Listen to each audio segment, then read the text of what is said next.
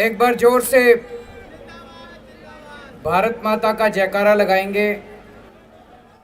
भारत माता की इनकलाब इनकलाब, वंदे वंदे। दिल्ली के कोने कोने से आए हुए मेरे सभी भाइयों बहनों माताओं बुजुर्गों, आप सबको मेरा नमस्कार, सबको मेरा प्रणाम। पूरे दिल्ली से आज इतनी बड़ी संख्या में यहाँ पे जंतर मंतर पे विरोध प्रदर्शन करने के लिए आप लोग इकट्ठे हुए हैं। लोगों में गुस्सा है, लोग दुखी हैं। किस बात से दुखी हैं? केंद्र की भाजपा सरकार ने संसद में अभी 3 दिन पहले एक कानून लेके आए हैं। उस कानून में लिखा है, एक बात तो लिखी है कि अब से दिल्ली सरकार का मतलब होगा एलजी। उस कानून में लिखा है कि अब से दिल्ली सरकार का मतलब होगा एलजी। तो भाई साहब फिर हमारा क्या मतलब होगा? फिर जनता का क्या मतलब होगा? फिर आपका क्या मतलब होगा? फिर देश की जनता का क्या मतलब होगा? अगर दिल्ली सरकार का मतलब एलजी होगा तो दिल्ली की जनता कहां जाएगी? दिल्ली की जनता की चलेगी नहीं चलेगी? मुख्यमंत्री कहां जाएगा? फिर चुनाव क्यों कराए थे? फिर चुनाव क्यों कराए थे? जनता लाइन में क्यों लगी थी? जनता ने वोट क्यों दिया था? जनता के वोट का कोई मतलब नहीं बचा। जनता के चुनाव का कोई मतलब नहीं बचा। जनता की सरकार का कोई मतलब नहीं बचा। जनता ने 70 में से 62 सीट दी, उसका कोई मतलब नहीं बचा।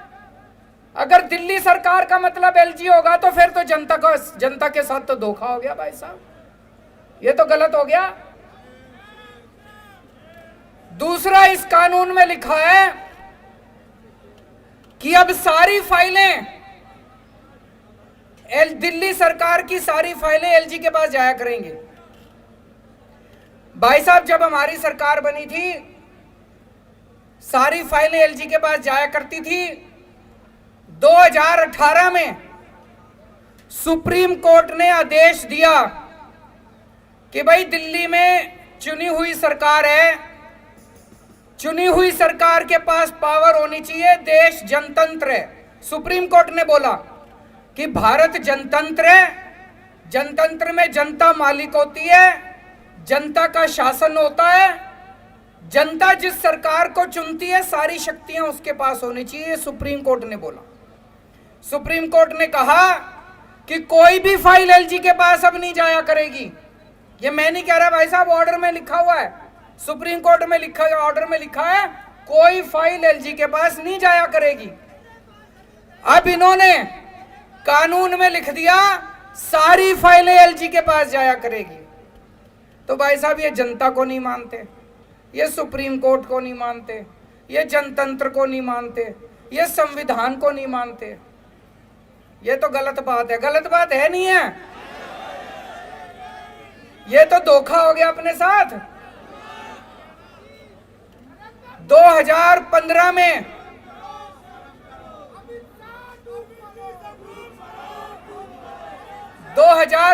में दिल्ली विधानसभा के चुनाव हुए।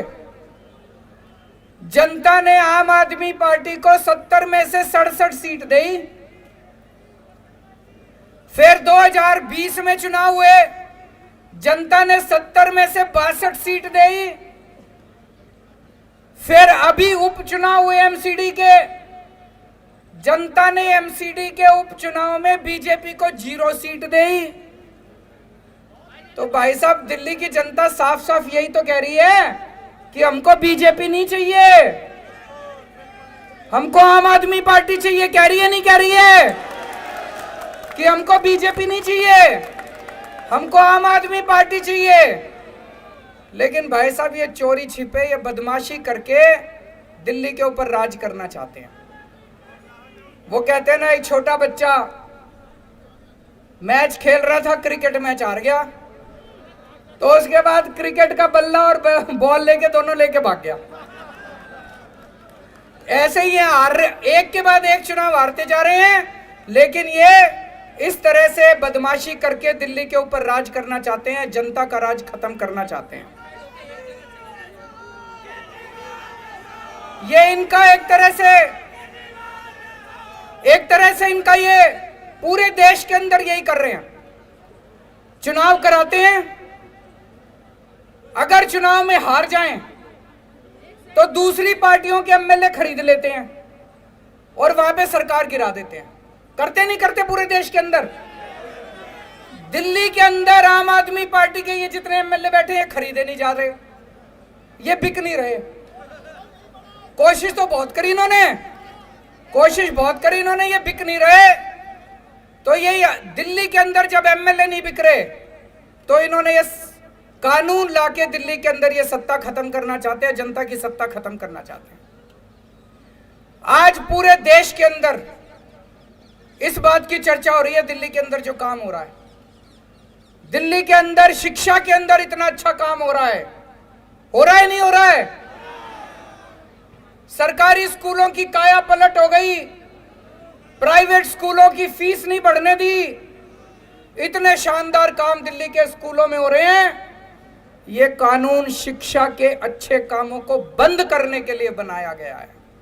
वो नहीं चाहते कि दिल्ली के अंदर अच्छा काम करती रहे आम आदमी पार्टी, क्योंकि दिल्ली के अंदर अच्छा काम हो रहा है तो इनको सूरत के अंदर इनको तकलीफ हो रही है, कर्नाटक के अंदर इनको तकलीफ हो रही है। देश के अंदर जहां जहां भी पंचायतों के और नगर निगम के चुनाव हो रहे हैं, आम आदमी पार्टी की धीरे धीरे सीटें आनी चालू हो गई हैं।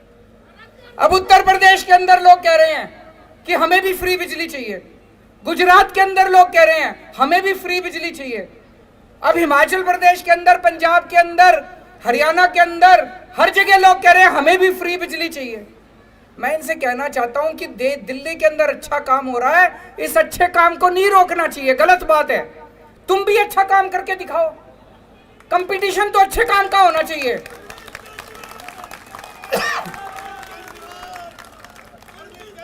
अब तुम गुजरात में बिजली फ्री कर दो, देखो हमारी एक भी सीट नहीं आएगी सूरत में, काम तो तुम करोगे नहीं, और दिल्ली में जो अच्छे काम हो रहे हैं उसको भी रोकोगे। ये तो गलत बात है, गलत बात है नहीं है? अगर तुमने वोट चाहिए, तुमको वोट चाहिए, तुम भी अच्छे काम करो। जैसे दिल्ली में आम आदमी पार्टी अच्छे काम कर रही है, तुम भी दूसरी जगह अच्छे काम करो, तुमको भी वोट देंगे लोग। तुम तो करोगे गुंडागर्दी, और दिल्ली में जो अच्छे काम हो रहे हैं वो भी रोकोगे। मैं आपसे पूछना चाहता हूं, असली देशभक्ति क्या होती है? असली देशभक्ति है कि अगर देश के किसी भी कोने में कोई अच्छा काम कर रहा हो, चाहे कोई कर रहा हो, चाहे पक्ष कर रहा हो, विपक्ष कर रहा हो, कोई अच्छा काम कर रहा हो, अगर मैं सच्चा देशभक्त हूं तो मैं उसका साथ दूंगा नहीं दूंगा। और अगर मैं गद्दार हूं तो उसका काम रोकूंगा मैं। अगर मैं भारत का दुश्मन हूं तो उसका काम रोकूंगा मैं, अच्छे काम को रोकूंगा मैं। ये दिल्ली के अंदर जो अच्छे काम को रोकना चाह रहे हैं ये ठीक नहीं कर रहे, ये देश के साथ सही नहीं कर रहे, देश के साथ, भारत के साथ सही नहीं कर रहे। तो मैं आज दिल्ली की जनता की तरफ से, भारत की जनता की तरफ से केंद्र सरकार को अपील करना चाहता हूं कि आज इतने लोग यहां इकट्ठे हुए हैं, ये तो फिर भी थोड़े ही आए हैं।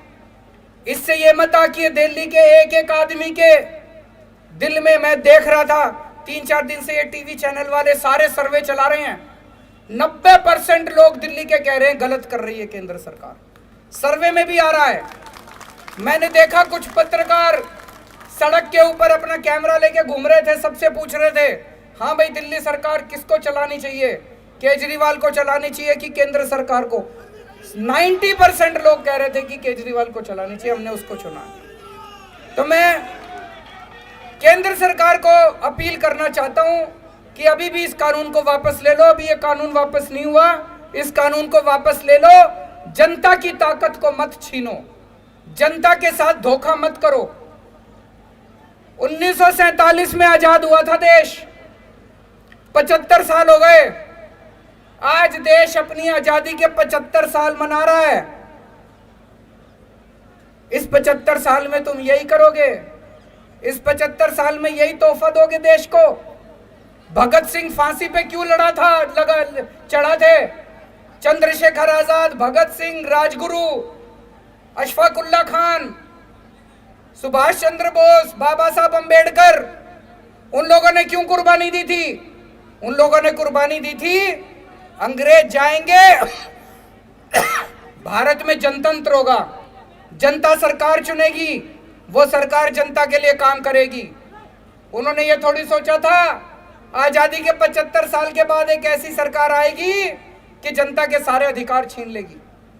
तो मैं केंद्र सरकार से अपील करना चाहता हूं कि आजादी के 75 साल के अंदर इस किस्म के काली हरकत मत करो, इस किस्म की गंदी हरकत मत करो, देश के साथ इस किस्म का धोखा मत करो।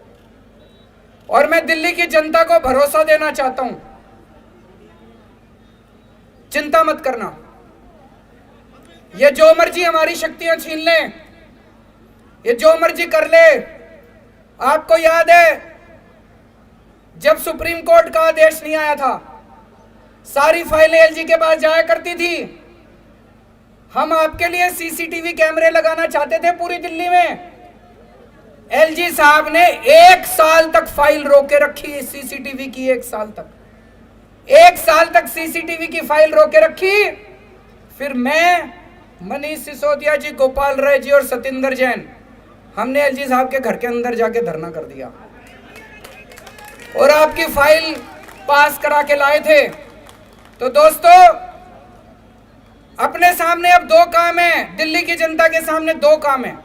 एक, हम ये संघर्ष करते रहेंगे कि जिसके लिए हमारे आजादी के दीवाने लड़े थे, उन्होंने कुर्बानियां दी थी कि सत्ता जनता के हाथ में होनी चाहिए, ये सत्ता वापस जनता के हाथ में लेके रहेंगे।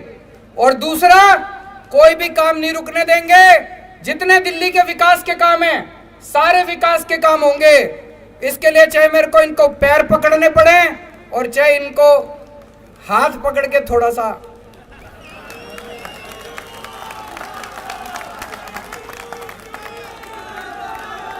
काम नहीं रुकने दूंगा। आपके सारे काम होंगे, दिल्ली की जनता के लिए कुछ भी करेंगे, चाहे पैर पकड़ने पड़े, गिड़गिड़ाना पड़े, चाहे कुछ भी करना पड़े, सब करेंगे। आपके काम नहीं रुकने देंगे। लेकिन जो इन्होंने जनता की ताकत छीनी है, वो वाली ताकत भी वापस लेके रहेंगे।